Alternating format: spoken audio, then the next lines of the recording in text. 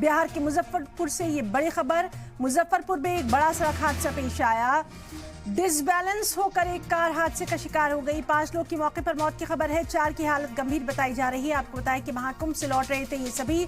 सदर थाना इलाके के मधुबनी में न्यू 4 लेन पर की ये घटना बताई गई है।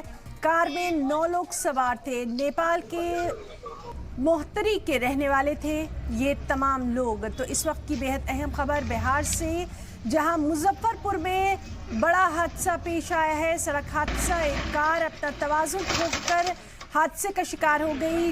कार में 9 लोग सवार थे, 5 लोगों की मौके पर मौत हो गई, 4 की हालत गंभीर बताई जा रही है। महाकुंभ से लौट रहे थे ये तमाम लोग। सदर थाना इलाके के मधुबनी में न्यू 4 लेन की ये घटना बताई जा रही है। नेपाल के मोहतारी के रहने वाले थे ये सभी लोग। मौके पर रेस्क्यू ऑपरेशन भी शुरू किया गया। तो ये तस्वीरें आप देख सकते हैं बिहार के मुजफ्फरपुर से, जहां एक बड़ा सड़क हादसा पेश आया। एक कार अपना तवाज़ुन खोकर जा गिरी।